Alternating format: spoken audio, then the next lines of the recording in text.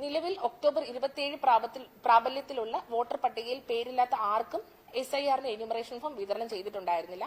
ഇത്തരക്കാർക്കും 18 വയസ്സ് പൂർത്തിയായവരും എന്നാൽ വോട്ടർ പട്ടികയിൽ പേരില്ലാത്തവരുമായ എല്ലാവർക്കും വോട്ടർ പട്ടികയിൽ പേര് ചേർക്കുവാൻ ഇന്നു മുതൽ ജനുവരി 22 വരെ അവസരമുണ്ട്. അർഹരായ ആരുടെയും പേര് വോട്ടർ പട്ടികയിൽ ഉൾപ്പെടുത്താതെ വിട്ടുകളയില്ല എന്ന് ഉറപ്പാക്കുന്നുണ്ട്.